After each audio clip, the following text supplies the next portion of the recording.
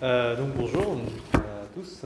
Alors je vais essayer de traiter d'un sujet, enfin de plusieurs sujets en fait, trois exactement, liés entre eux et liés à l'intervention de mon prédécesseur, c'est-à-dire le rapport entre ce que l'on va appeler communément l'extrême droite par facilité de langage dans les années 45-50 au début des années 70, le rapport donc, à cette famille de pensée vis-à-vis de la question de l'atlantisme, de l'Europe, et donc ce sera mes deux premiers points, et ça nous amènera à un troisième point qui est le rapport que cette famille a pu avoir avec le général de Gaulle, précisément.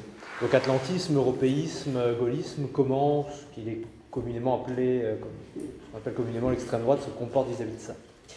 Alors, par rapport à l'approche que je vais avoir, je vais essentiellement partir de ce qui me semble être le meilleur observatoire du pandémonium que l'on rassemble sous le vocable d'extrême droite pendant cette période-là, qui est l'hebdomadaire Rivarol, que vous connaissez peut-être de nom, donc sur lequel je travaille, et qui n'était pas, pendant ces années-là en tout cas, ce qu'il est aujourd'hui, loin s'en faut, en termes d'idées, en termes de volume, en termes de qualité intellectuelle même, nonobstant les opinions qui étaient développées.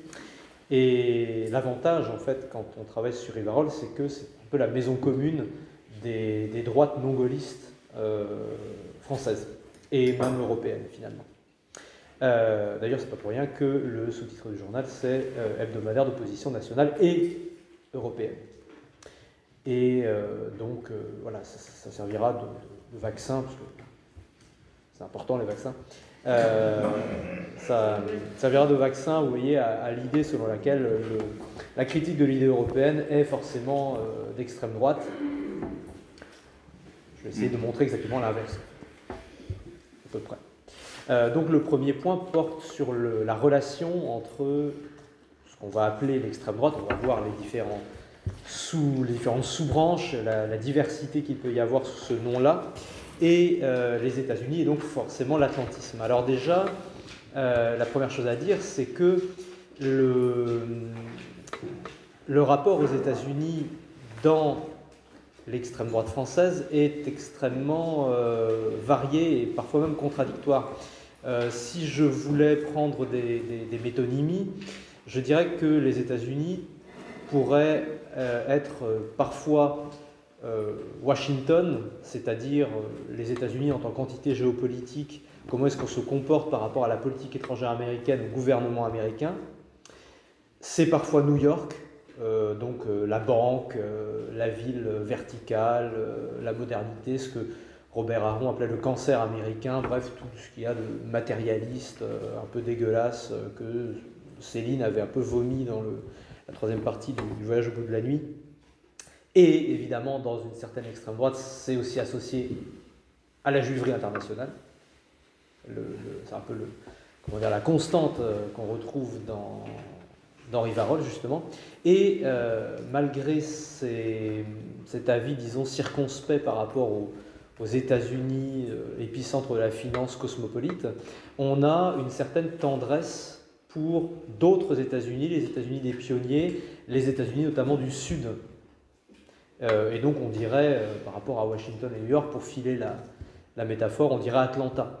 Et on trouve ça, vous trouvez cette tendresse-là pour les États-Unis sudistes, donc forcément blancs, etc. Ça va impliquer des choses, des points de vue durant la période de la ségrégation puis de la question raciale dans les années 60-70. Vous trouvez ça chez Maurice Bardèche, je ne sais pas si le nom vous dit quelque chose, Bardèche. C'est le beau-frère de Robert Brasillac, le recordman du collaborationnisme, puisque lui est devenu collabo après la fin de la guerre, en défense de la mémoire de son beau-frère, donc exécuté, Brasillac. Et Bardèche a fait un livre qui s'appelle Sparte et les sudistes, composé de deux parties, Sparte et les sudistes respectivement, qui donnent deux modèles anthropologiques, disons, pour l'homme européen à venir. Voilà. Et Bardèche est dans le courant, pour simplifier, plus ou moins complètement néofasciste. C'est aussi considéré comme le premier auteur négationniste de l'histoire, avec son livre Nuremberg sur lequel je reviendrai, en 1948. Et vous trouvez ça aussi un peu plus tard chez un auteur, donc on terminera sans doute par ce courant de pensée-là, qui est le courant qu'on va appeler un peu grossièrement la nouvelle droite, même si elle ne s'est jamais définie comme telle, autour de la figure de Proust, évidemment, Alain de Benoît, et d'un autre personnage assez connu dans les milieux nationalistes français, qui est Dominique Vénère, et qui a écrit un ouvrage qui s'appelle Le Blanc Soleil des Vaincus, dans lequel on retrouve aussi comment dire, un goût pour l'aventure confédérée des États-Unis. Et donc on va trouver dans l'extrême droite française, autour de Rivarol, et ça c'est quelque chose qui est quasiment partagé par tous les courants qui s'y retrouvent, dans cette grande maison commune, cet aspect-là de tendresse pour l'Amérique blanche, l'Amérique du Sud, l'Amérique des vaincus. Et il y a sans doute dans l'idée d'apprécier et de valoriser l'image un peu fantasmée du sudiste, un reflet probablement du propre parcours de vaincu qui définit en fait l'extrême droite française depuis 1945. Plus politiquement, il y a aussi, donc je le disais, un aspect repoussoir des États-Unis en tant que déviance à la fois anglo-saxonne, cosmopolite, non européenne.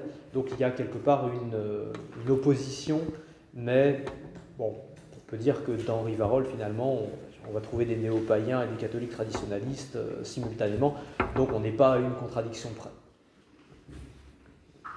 On reviendra après sur quelque chose de plus actuel pour voir que cette manie-là des contradictions n'est toujours pas passée.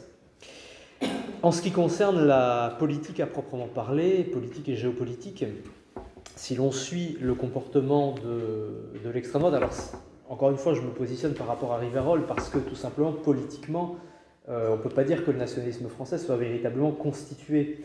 Il y a des partis de droite qui sont très largement la continuité de ceux qui existaient sous la Troisième République, Fédération républicaine par exemple.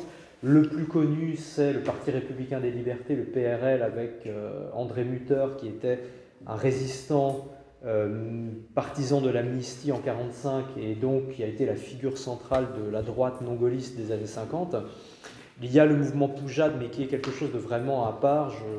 La généalogie comme ça un peu linéaire Pétain, Poujade, Le Pen ne me paraît pas très convaincante. Enfin, en tout cas, elle ne se suffit pas.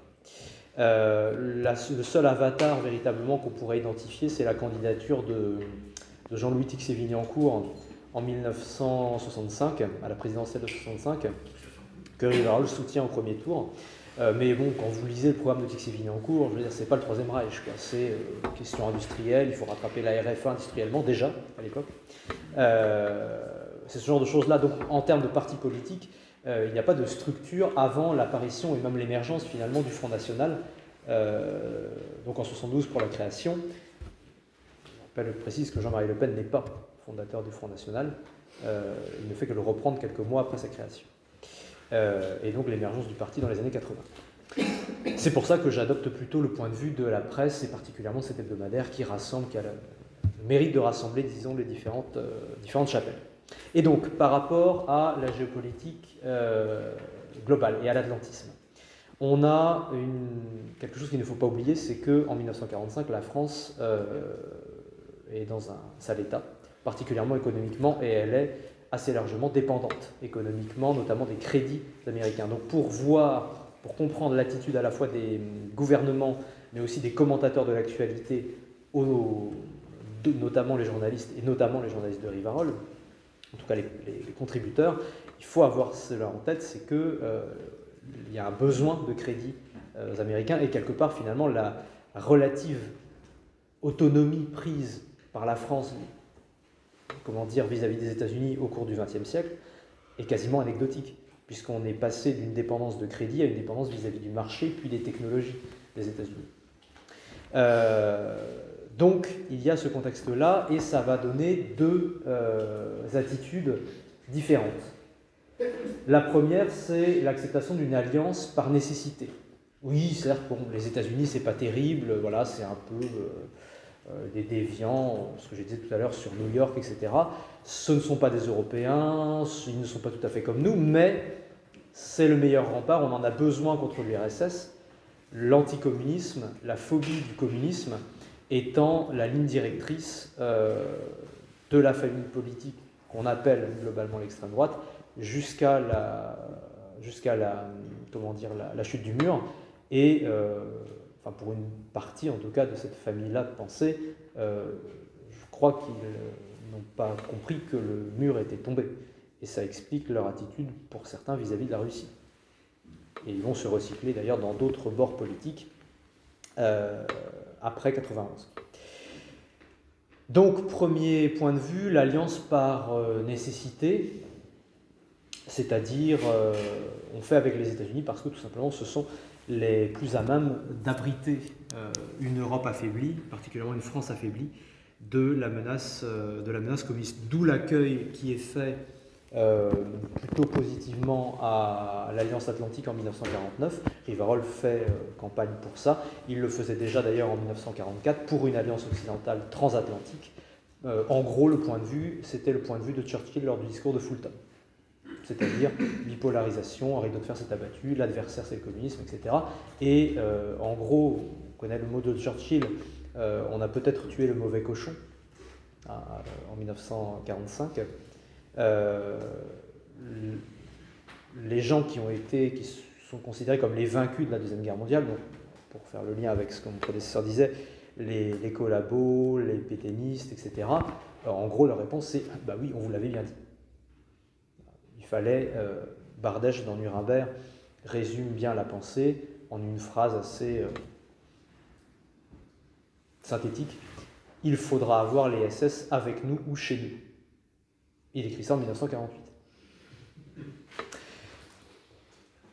Donc, alliance de circonstances, le meilleur moment, à mon avis, pour comprendre cette attitude-là de solidarité occidentale par nécessité anticommuniste, c'est la guerre de Corée, à laquelle la France participe, on envoie des bataillons. C'est assez peu connu, mais la France a participé à la guerre de Corée puisque ça se faisait sous le mandat de l'ONU. Et donc, il y a globalement un appui à tout ce qui peut être anticommuniste dans le monde. Ça va dicter l'attitude vis-à-vis évidemment de l'Allemagne, vis-à-vis également pendant la guerre du Vietnam, dans la décolonisation évidemment, puisque ça va influencer aussi, l'anticommunisme a une influence, a une part dans la pensée, dans la défense de l'Algérie française, en tout cas par une certaine droite. L'idée étant que, vous prenez le procès de Bastien-Thierry par exemple, il explique sa tentative d'assassinat du général de Gaulle au Petit Clamart par l'idée que le fait de donner donner l'indépendance à l'Algérie permettrait aux communistes de, disait-il, contourner l'Europe par la Méditerranée, bloquant à l'est sur la question allemande. Le communisme international passerait par le sud de la Méditerranée pour arriver en Europe.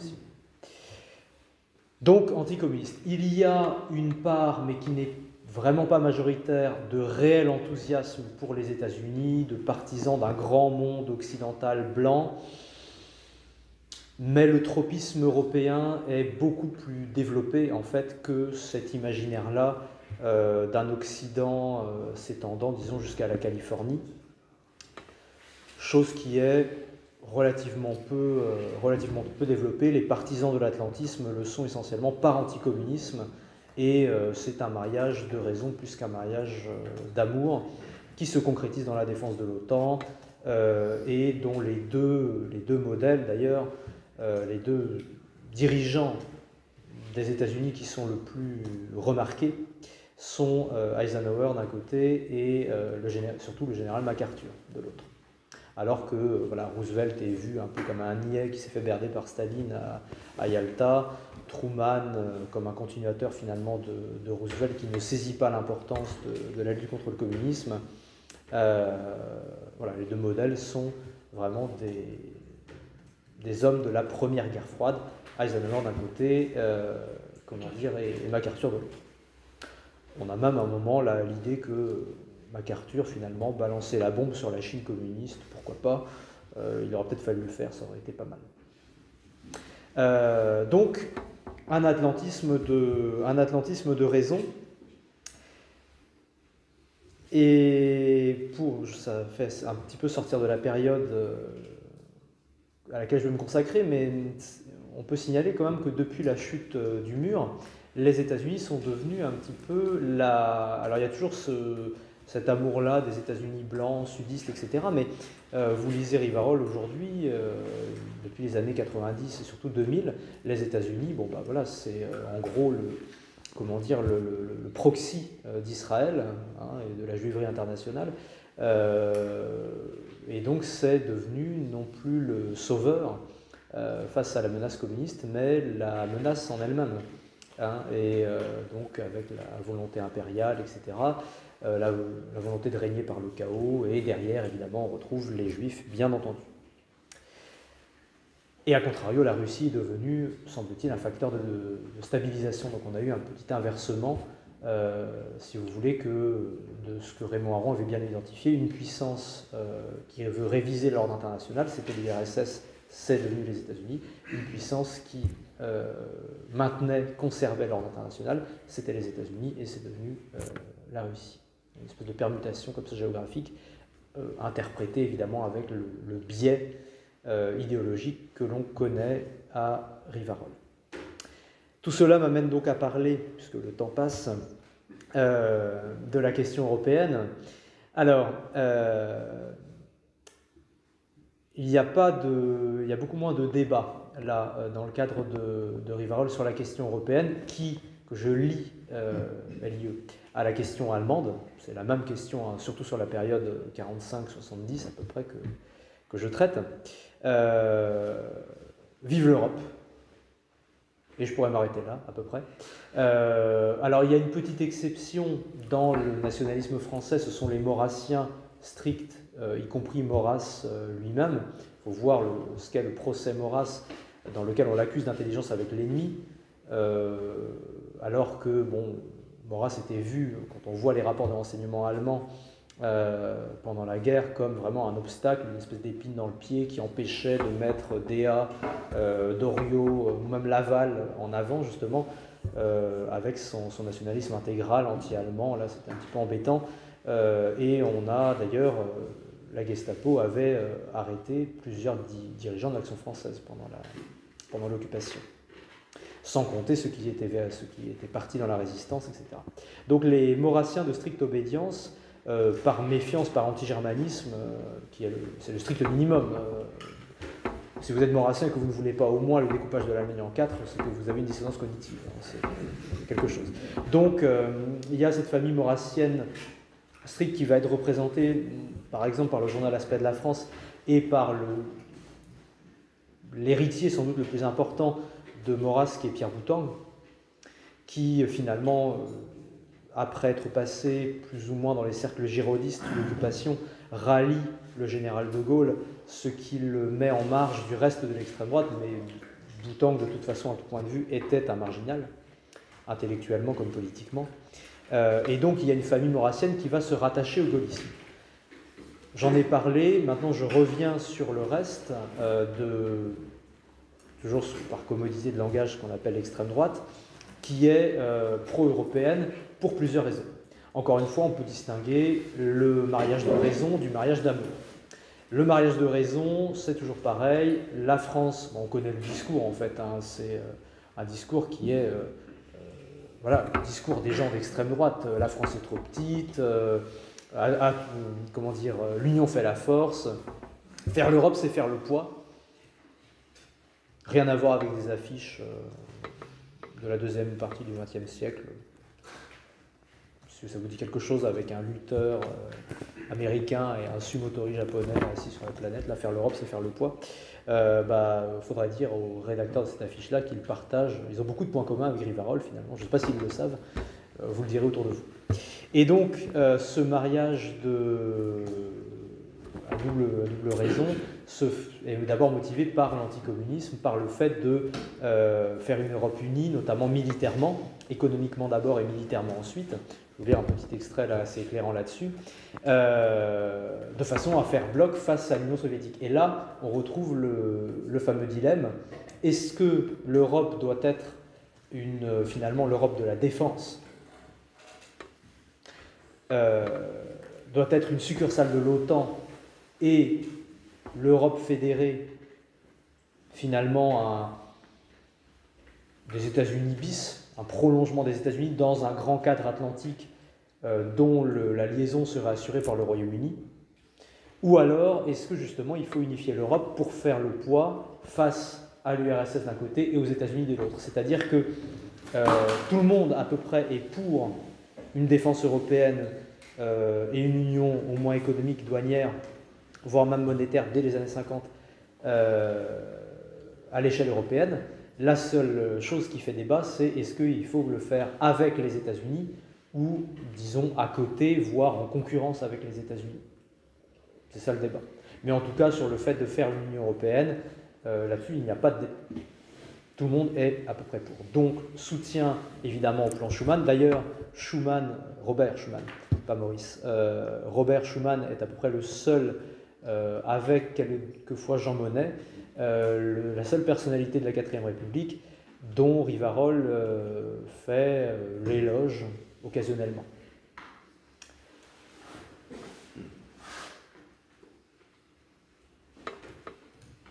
Alors, ce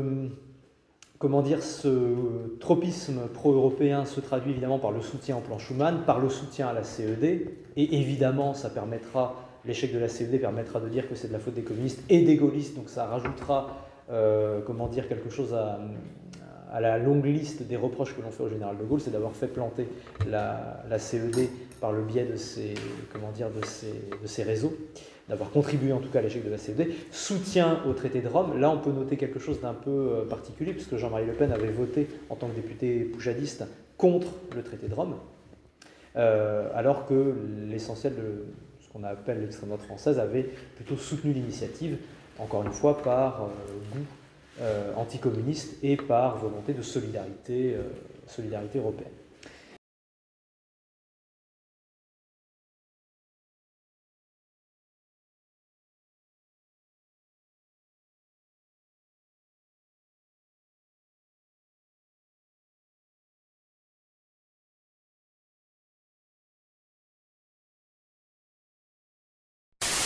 Il y a presque de l'indécence à profiter de la technicité et de la complexité des problèmes, compliqués encore comme à plaisir par la bureaucratie bruxelloise, pour dire aux citoyens que la fée Europe va tout régler.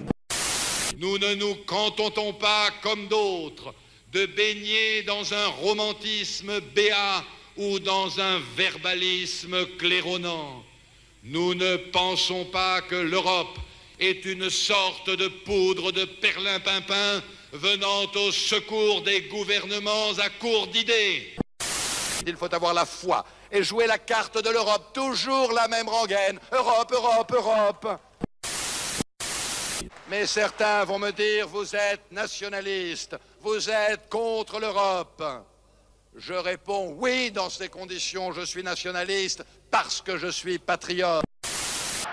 Cette Europe de l'impuissance, cette Europe ouverte comme une passoire à toutes les crises du monde, cette Europe non européenne, mais dominée par les intérêts germano-américains, cette Europe du chômage importé, cette Europe mollusque, sans corps et sans dessein véritable, cette Europe où les sociétés multinationales dictent leurs lois aux États, cette Europe où la France serait engluée comme dans un marécage, je le dis avec calme et détermination, cette Europe-là, nous ne l'accepterons jamais. Soutien ensuite aux différentes initiatives qui peuvent rapprocher les pays européens et finalement, pour porter la période un petit peu plus loin, lors du traité de Maastricht, vous avez un entretien entre Jean-Marie Le Pen et la directrice de Rivarol en 92, donc pour Maastricht, et si je résume l'entretien, c'est oui, Maastricht, bon, c'est pas mal, mais c'est pas assez. Ça ne va pas assez loin, ça ne met pas assez en valeur l'aspect civilisationnel européen. Donc c'est purement économique. Oui, il faut faire l'Europe, mais il faut plus. Et Maastricht ne va pas assez loin. En gros, le fédéralisme européen mérite mieux que Maastricht. Donc votons non et préparons une véritable Europe civilisationnelle, etc. Alors qu'on est après la guerre froide. Encore. Donc ça vous donne, si vous voulez, peut-être l'une des explications au sous-titre de Rivarol, hebdomadaire d'opposition nationale et européenne. D'ailleurs, même un peu plus tard, en Amsterdam, Dominique Vénère fera une tribune dans le Figaro pour dire qu'il faut se peupler. Mais la nouvelle, après ça c'est la nouvelle droite, je vais y arriver.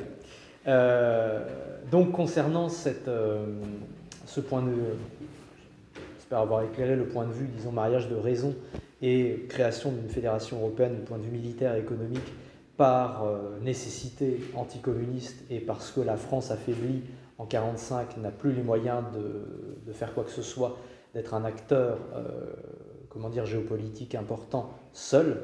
Donc il faut forcément s'entendre avec les voisins, le Benelux, la RFA et l'Italie notamment. C'est d'autant plus intéressant qu'en Italie, on voit assez rapidement un néofascisme qui sert de modèle en fait à la France.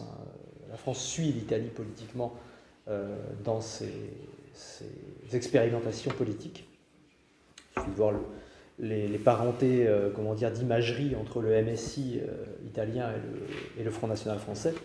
Mais à côté de cet aspect-là, disons, de calcul géopolitique et de mariage de raison, il y a un véritable goût européen qui n'est pas nouveau et que l'on va retrouver d'une part chez une inspiration néofasciste assez admirative de l'Allemagne. J'ai cité Bardèche tout à l'heure, je pourrais citer également quelqu'un qui est assez méconnu, qui a été notamment le directeur de cabinet d'Abel Bonnard quand il était ministre de l'Éducation nationale sous Vichy, et qui a été le véritable, la cheville ouvrière de Rivarol jusqu'aux années 80, donc pendant quasiment plus d'une trentaine d'années, qui s'appelle Maurice Gait, G-A-I-T, et qui en a été le directeur de 73 à 83, mais qui avant 73 en était véritablement l'inspirateur.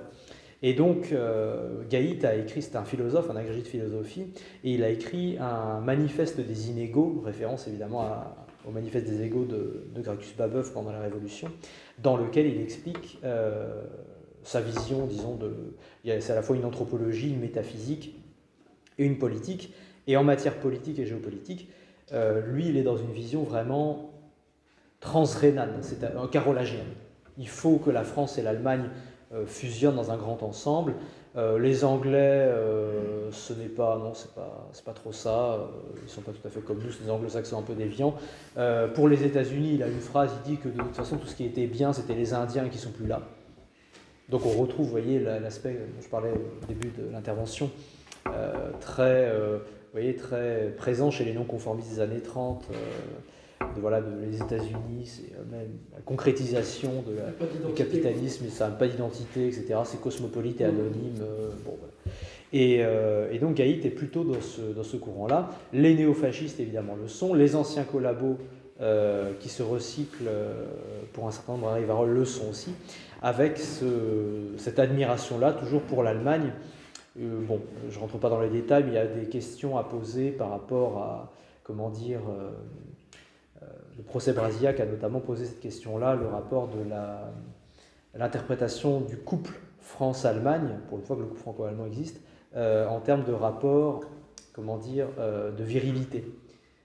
Brasillac avait une phrase, les Français ont couché avec l'Allemagne et le souvenir leur restera doux, et tout son procès en fait a consisté à renverser le sens de la citation en expliquant que dans son esprit, c'était la France qui était l'homme et pas l'Allemagne, alors qu'évidemment il avait dit l'inverse.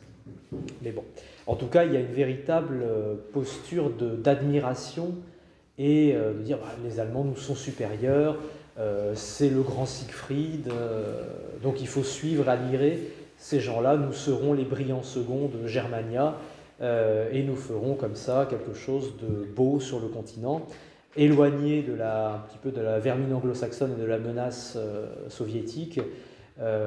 Et donc là, on a vraiment un goût du mariage de raison et du couple franco-allemand.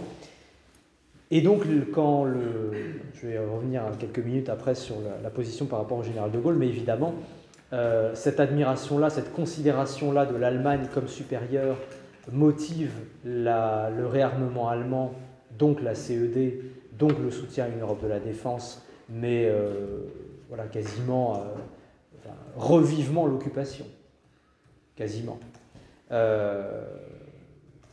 Et donc forcément, la politique allemande du général de Gaulle dans les années 60 sera assez mal perçue, puisqu'elle consistera au contraire à faire quelque chose peut-être à l'échelle de l'Europe, mais relativement limité, et surtout de franco-centré.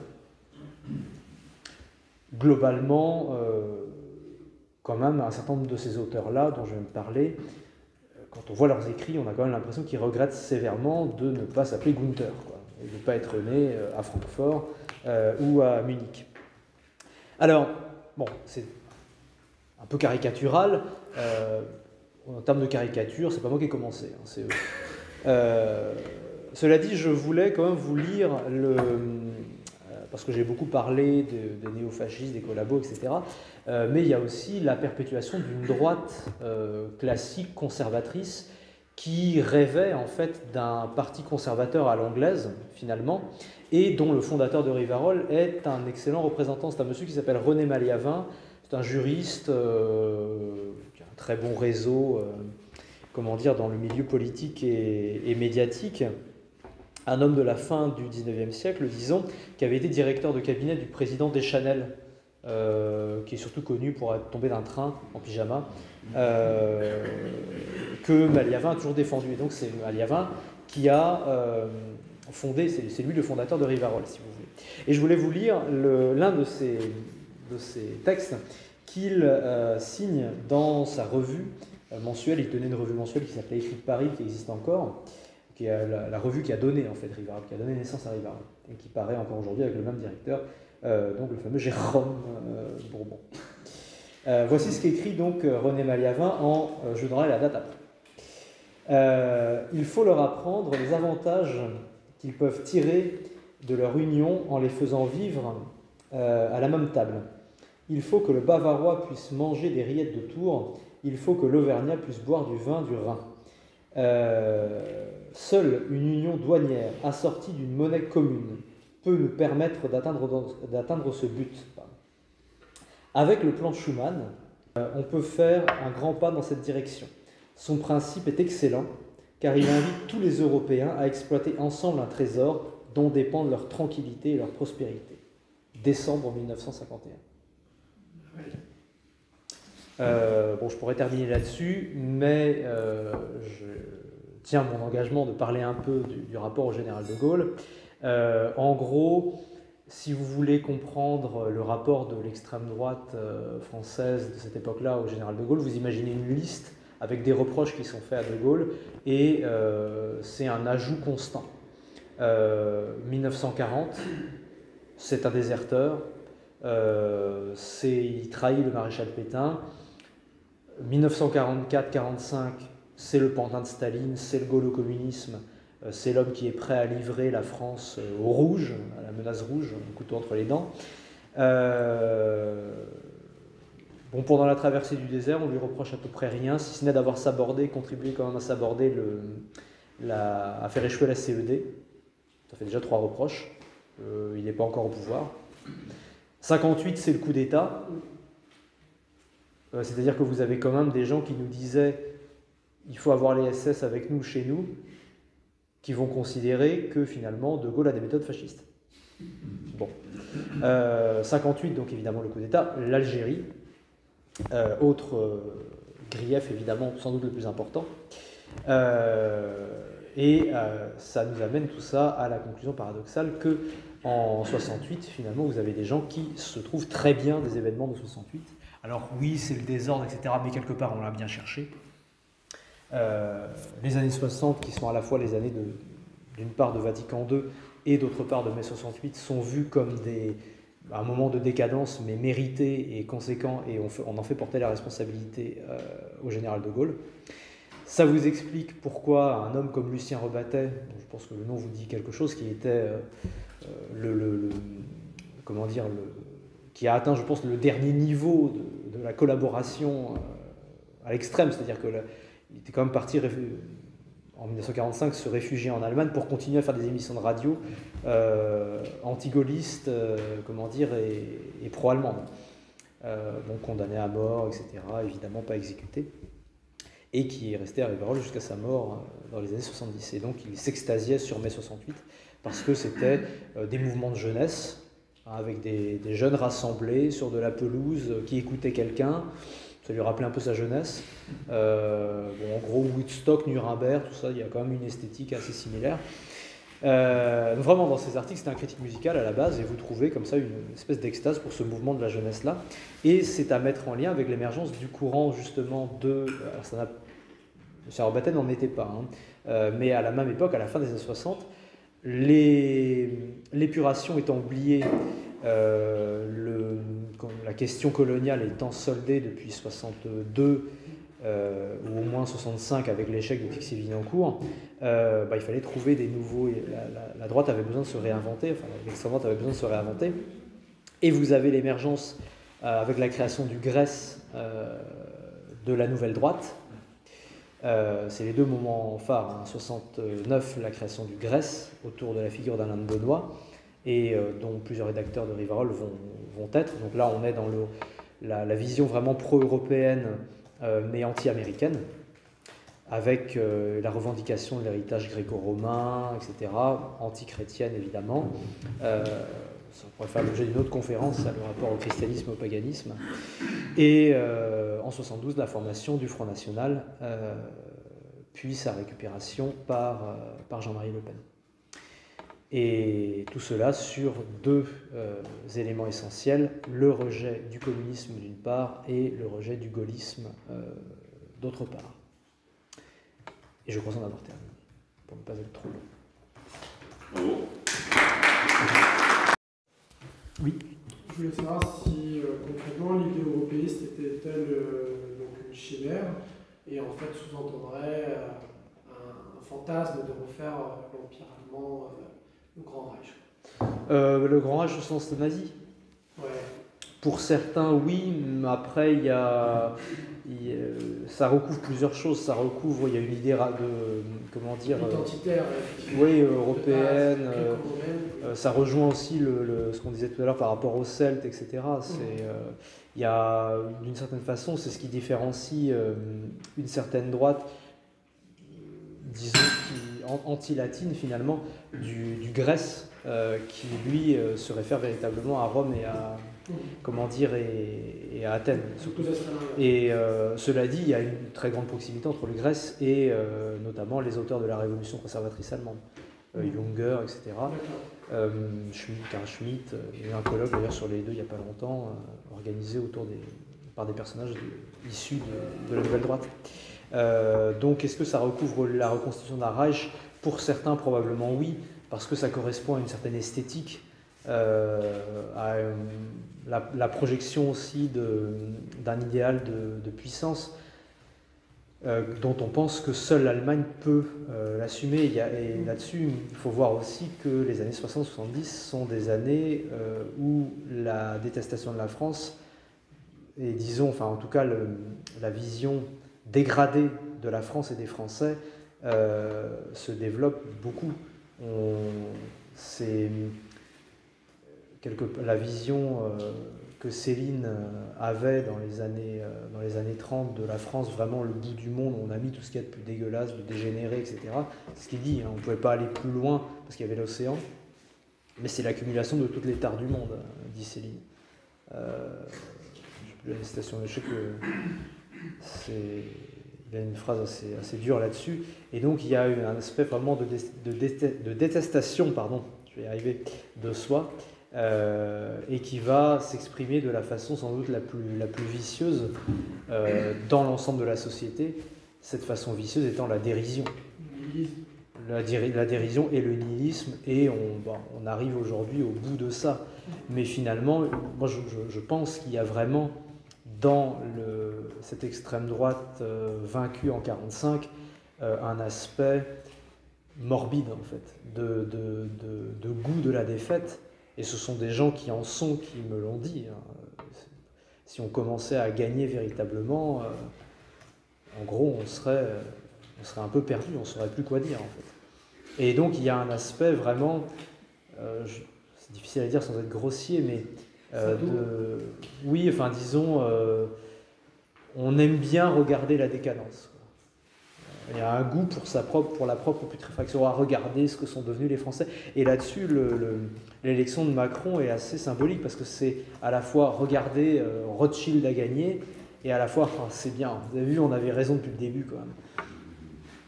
C'est quelque chose d'assez ambigu, quoi, comme attitude.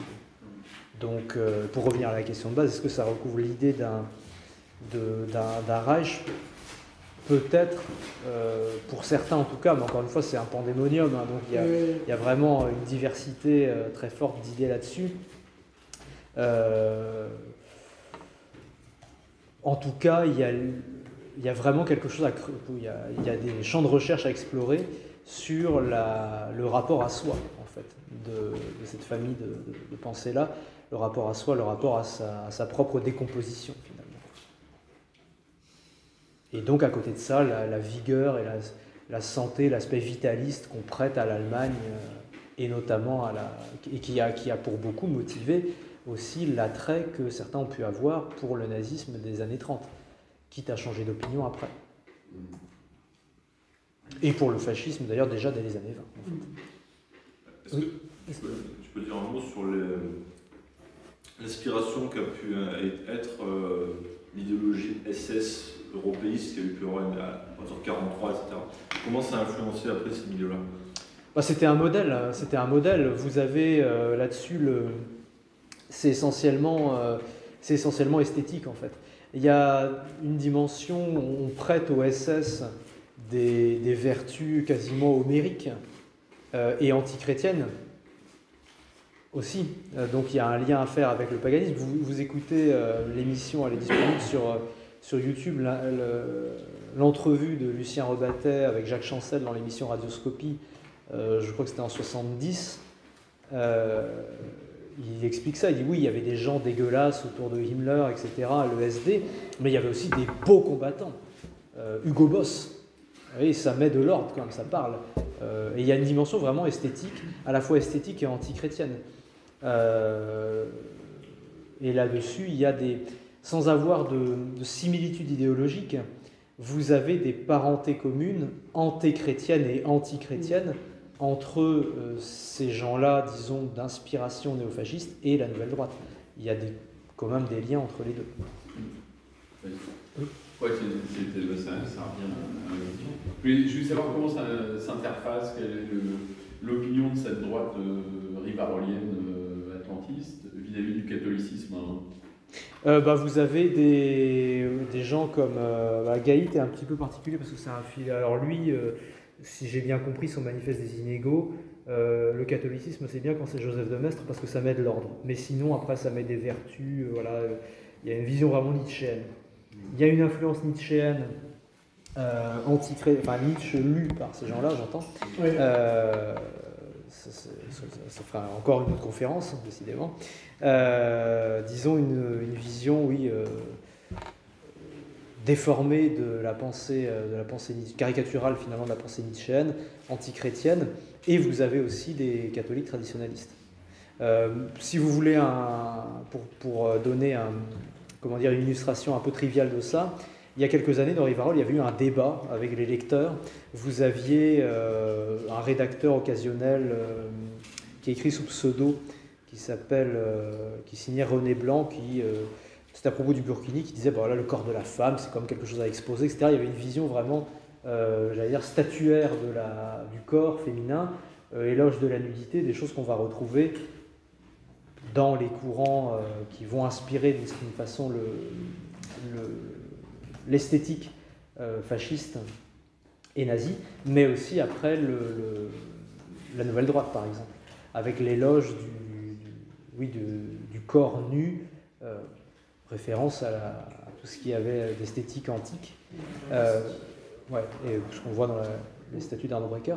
Et de l'autre, vous avez Michel Fromentou, donc un catholique traditionnaliste, maurassien de stricte obédience, viré de l'Action française pour avoir fait un éloge de Xavier Vallat, ancien commissaire aux questions juives de Vichy, qui a écrit aussi d'ailleurs dans Rivarol. Et donc les deux débattaient en fait dans leur propre journal, savoir si en gros le burkini, de toute façon le burkini, bon, c'était pas une bonne idée, mais est-ce que c'était pas une bonne idée parce qu'il fallait que la femme puisse être à poil, hein, techniquement, ou alors est-ce que c'était pas une bonne idée parce que non, la femme devait garder sa pudeur, mais comment dire, de façon chrétienne.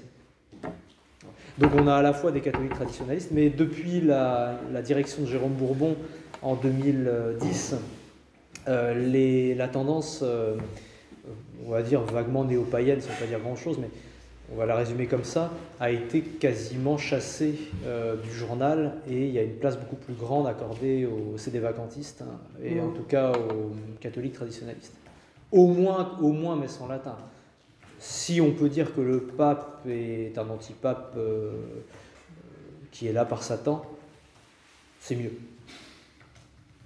Il y a toujours des néo-païens, mais disons ils se font de plus en plus rares. Beaucoup soit ont été virés, soit ont démissionné, en fait, voyant que la tournure du journal s'orientait vers quelque chose de beaucoup plus franchement catholique, et même sédévacantiste. Il y a une tolérance pour certaines branches. Oui, la seule, je crois que la seule censure qui serait pratiquée dans le journal, ce serait un propos pro-israélien.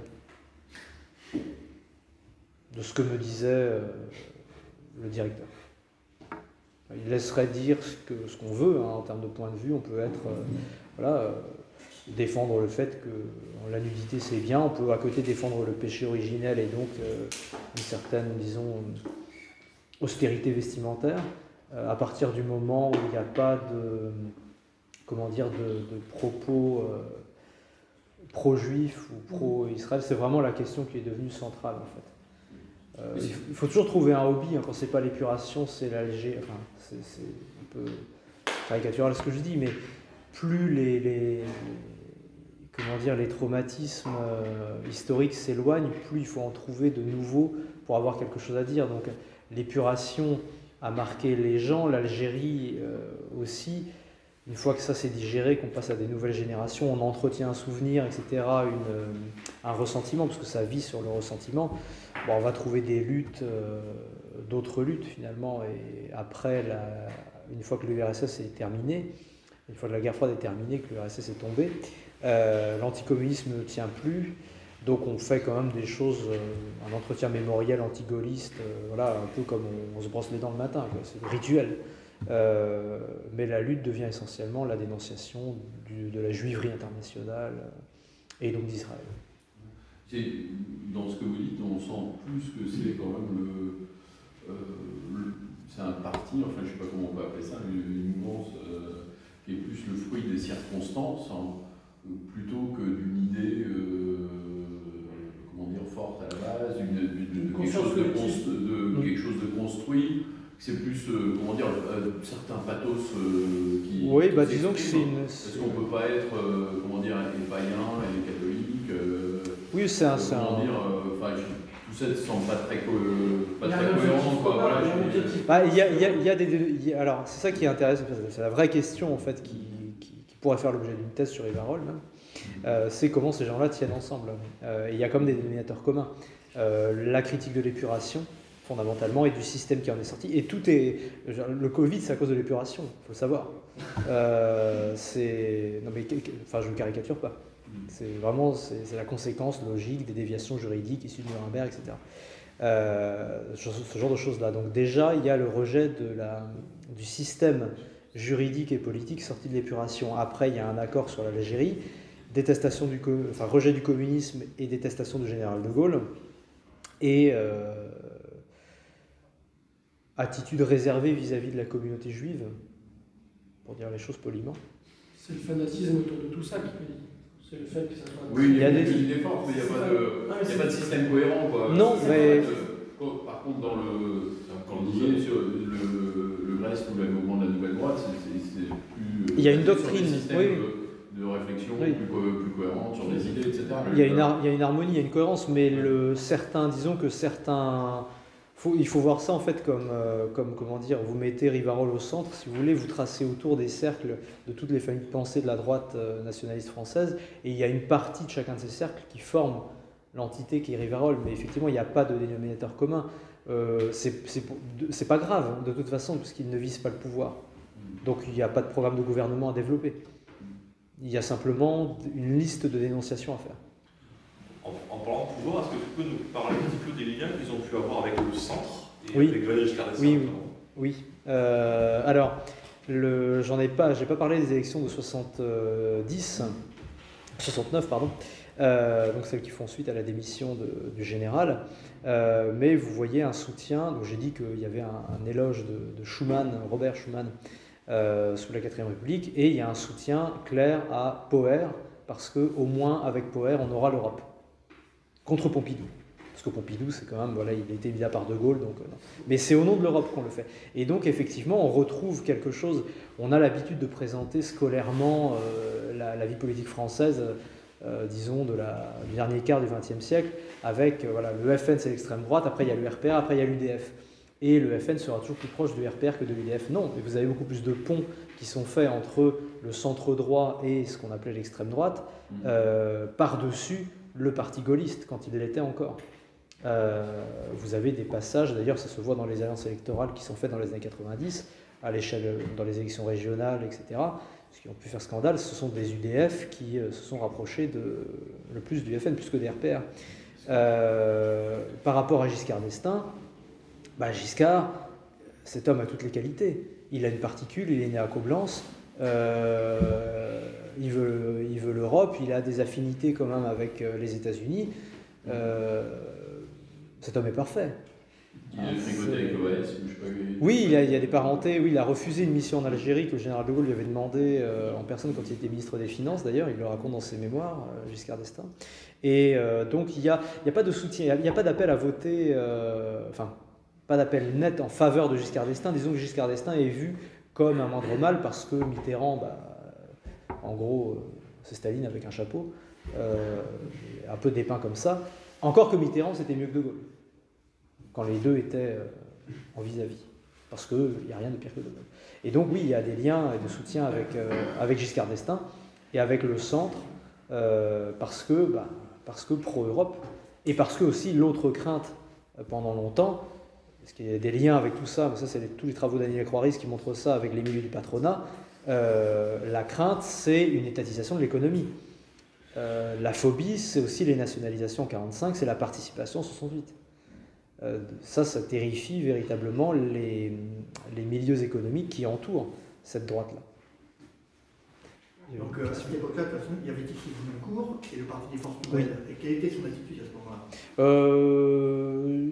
On aime bien tout le monde. Toute la droite anti-gaulliste est bonne à prendre. D'accord. Voilà. Donc il y a... le fait qu'il y ait la scission entre le Front National et le PFN, c'est un petit peu dommage parce qu'il faut faire l'union, etc. Mais on fait de la pub pour les deux, pour les réunions publiques. Par rapport à Tixier-Vignancourt, on soutient la campagne de Tixier en 1965 assez nettement, on appelle à voter Tixier. Et puis après, ça disparaît assez rapidement. On voit que c'est, même avant la création du Front National, que l'homme que l'on appelle souvent pour des entretiens, c'est Jean-Marie Le Pen, déjà, dès la fin des années 60. Alors qu'il est en phase plutôt de retrait de la vie politique à ce moment-là. Pourquoi un attachement plus marqué envers Schuman apparemment qu'envers Monet? Puisque Monet était très proche, lui. Oui, parce que... alors, je n'ai pas de certitude à cet égard-là. Je pense que parce que Schuman avait laissé son nom au plan, pour lequel en fait, il n'était pas pour grand-chose. Donc je pense que c'est parce qu'il était plus visible peut-être à ce moment-là par rapport à Monet qui revendiquait sa méthode d'action plutôt quasi pas clandestine mais d'agir dans l'ombre et plus discrètement. Peut-être aussi parce que Monet avait été, il a toujours été l'homme des Américains, mais c'était pas gênant, hein, c'était très bien d'être l'homme des Américains, tant qu'on est pro-européen ça passe. Mais par contre, Monet avait aussi été choisi par le général de Gaulle pour planifier l'économie à la libération, plutôt que Pierre Mendès France. Il y a autre chose aussi, c'est que Schuman a voté plein pouvoir à Pétain, et il était Mosellan, il était allemand avant 14 ans. Donc, du coup, il y a encore le côté européen-carolingien, alors que Jean Monnet, dans sa jeunesse, avant d'être l'homme des Américains, c'était l'homme des Anglais, donc la Sicile, etc., la Drôme et compagnie. Enfin, il bien rentré américain, parce que... C'est pas mal, Monet, mais Schuman, c'est mieux. Oui. D'ailleurs, je crois qu'il a eu des fonctions sous Vichy aussi en préfecture au Schuman. Je parle de Schuman. Oui, ça, faut voir que, disons, tout ce qui est... il faut renverser, pour comprendre la logique de Rivarol, il faut renverser tous les critères habituels. C'est-à-dire, quand on parle de Mitterrand, il ne faut pas parler de Saint-Francisque. Rivarol, si, bon, il a eu Saint-Francisque, il ne doit pas être si mal que ça, en tout cas, il a été pas mal à un moment donné. C'est un plus, quoi. Quid du parti Grèce, là qu'est-il devenu quand... Ah oui, ça existe encore. En fait, c'est pas un parti, hein, c'est un groupe de recherche, c'est un mouvement intellectuel qui est surtout connu pour avoir après développé la revue Éléments autour d'Alain de Benoît, qui existe encore, qui fait des colloques annuellement, qui a des revues, donc il y a la revue Éléments, il y a la revue Nouvelle École, il y a la revue Crisis. Ils ont une émission en fait avec Alain de Benoît sur TV Liberté aussi maintenant. En fait, leur logique, c'est une approche gramscienne de la politique. Ce sont eux qui ont été les premiers à faire de la métapolitique à droite, considérant que, et là-dessus ils ne font pas tort, que la gauche avait acquis son hégémonie et sa position de force en prenant possession des champs culturels, universitaires, éducatifs. Et donc la droite devait reprendre possession, en tout cas mener le combat dans ces domaines-là, et le Grèce se voulait une arme, enfin un dispositif d'action dans ce champ-là. Le problème étant que, c'est toujours pareil, il n'y a pas d'entente, puisque la droite se définit en réaction à la gauche. Cette droite-là se voulait néo-païenne, plutôt anti-chrétienne quand même, et donc forcément elle laissait de côté une autre droite. Par ailleurs, il y avait comme une assez forte présence du tropisme à l'égérie française aux Grèce, et donc forcément le gaullisme n'était pas très bien vu.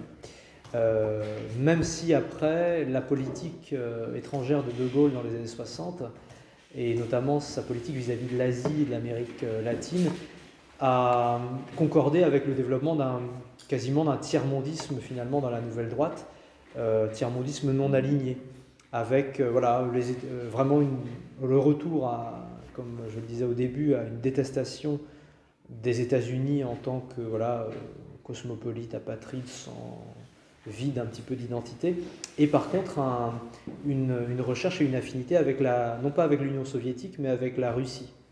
Avec la Russie de Solzhenitsyn, par exemple. Ouais, enfin, comment dire, c'est des gens qui, pour préciser, parce qu'il y a un moment, il y a une petite ambiguïté. Aucune affinité avec des mouvements néo-nazis ou colonialistes. C'est pas du tout la même, comment dire, dans le Grèce, des gens qui sont des nostalgiques de la collaboration, pro-atlantistes, pro-américains. Enfin, c'est pro-américain, très radicalement différent. Pro-américain, non. Après, comment dire, sur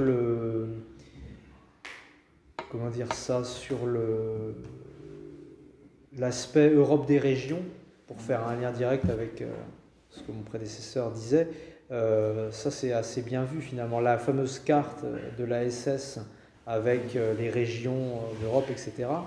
Oui, ça parle. Il y a la nouvelle droite et le Grèce, l'État-nation, pour eux, c'est une création moderne, artificielle, qui ne correspond pas à une identité réelle, charnelle, physique. Et donc c'est l'Europe des régions qui les intéresse. L'échelle État-nation, ça ne les intéresse pas. C'est quelque chose qui est vu de façon nocive. Donc oui, il y a des parentés. Les modes d'action Évidemment, ce ne sont pas des génocidaires en puissance, Alain Benoît n'est pas un pourvoyeur de chambre à gaz, mais il y a des proximités en termes de références intellectuelles, culturelles et politiques. Parfois, sur une certaine partie des références. Après, ça a évolué avec le temps, évidemment. Dans l'élément, il y a des articles sur Ambaté. Oui, voilà, mais c'est encore une fois, c'est plus une posture. On prend beaucoup de distance. Ce sont des esthètes et des intellectuels, pas des activistes. De position, mais c'est plus l'aspect littéraire qui. Oui, c'est ça, c'est des postures esthétiques et intellectuelles. Ces mouvements comme on le fait là. Non, ce ne sont pas des activistes. Ce ne sont pas des activistes, même si certains ont été des activistes. Pas en public en tout cas. Ouais. Public. Il faut essayer d'établir des liens. C'est pour ce que tu entends dans le public. Je crois qu'on peut quand même réfléchir à des liens. Il y a des personnes qui sont liées à la nouvelle droite ou qui sont des papes ou des grands-pères, c'est pas comme dire, tel type Dominique Vénère, qui ont des liens avec la collaboration. Je fais partie de la carrière de Dominique Vénère, me paraît aussi un peu justifier son père qui était au président au PPF. Mais oui, il y a aussi maintenant cette idée européenne, il y a notamment la valorisation de l'héritage européen, quelque chose qui pourrait rappeler le nazi des Ariens dans la nouvelle droite. Et il y a ces rites néo-païens qui ont pu être pratiqués par un certain nombre de gens qui appartiennent à cette mouvement, qui reviennent, des éléments cérémoniels qui reprennent les éléments cérémoniels de la SS et de la FNSS. Ouais, je ne suis pas du tout. Mais. C'est-à-dire que j'essaie d'être prudent en fait, dans ma réponse parce que le fait d'avoir des références intellectuelles, rituelles, politiques communes ne permet pas de faire une superposition entre les deux. Il y a une certaine filiation et il y a des références qui sont communes. Pour autant, le GRES n'est pas le PPF, pas le Parti populaire français. Même s'il y a des continuités. Je ne sais pas si vous pouvez dire que Rivarol soutenait excessivement Valéry Giscard d'Estaing, parce que j'ai lu un éditorial de Jérôme Moreau sur ce sujet, et c'était absolument un charme. Ah oui, mais je parlais du Rivarol de l'époque. Voilà. À l'époque, donc le directeur, donc Pierre Dominique, le deuxième directeur, est mort en 73. C'était donc Maurice Gaït. Et alors, Rivarol n'a pas fait la campagne de Giscard. Rivarol a vu dans Giscard d'Estaing la possibilité de poursuivre le rapprochement avec l'Europe, une garantie anticommuniste et anti-gaulliste, et c'était déjà pas mal. Mais déjà, il n'en dressait pas un panégyrique. Et par contre, le Rivarol, à partir des années 80, charge Giscard. Je crois voir de quel éditorial vous parlez. C'était suite à la mort de Giscard. Ouais. Et avant ça, il y avait eu un autre papier dans lequel on expliquait que finalement le seul président de la 5e pour lequel il y avait quelque chose à sauver, c'était Mitterrand. Et il y avait deux choses à sauver, Saint-Francisque et le fait qu'il ait refusé les excuses de la France pour le Veldiv. Mais oui, je n'ai pas du tout dit que Rivarol était giscardien. Non, c'est toujours des questions de moindre mal. Donc oui, il y a des charges qui sont faites contre Giscard par rapport au groupement familial, par rapport à tout ce qu'il a pu faire en termes politiques, bien sûr. Est-ce que c'est un mouvement qui a fait l'objet d'opérations d'influence Rivarol. Oui, Rivarol, il était assez pro-européen dans la tendance Bonnet, Schuman, etc. Ouais, c'était c'est soutenu par le patronat, notamment industriel et financier au début des années 50, avec le type qui lance ça en fait en le finançant, c'est Christian Wolff, qui est un industriel qui a financé toute la presse anti-gaulliste des années 50. Et ça, il y a des liens après qui sont établis, mais qui ont été bien étudiés par Annie Lacroix-Riz. Donc là-dessus, je vous renverrai à ces ouvrages. Et il y a eu, disons, on sait que les services, par le biais des associations franco-américaines, proches notamment d'Alfred Fabrelus, qui était un contributeur de Rivarol et qui a même dirigé Rivarol de façon intérimaire en 1954. Il avait fini d'ailleurs son passage à Rivarol par un espèce d'éloge de Mendès France, à Rivarol, comme quoi. Et bon. Et donc, ils disent que c'est plutôt comme c'est anticommuniste et qu'ensuite ça devient anti-gaulliste, finalement, c'est assez bien vu de l'autre côté de l'Atlantique, semble-t-il.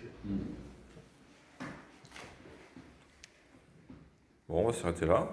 Merci beaucoup. Merci.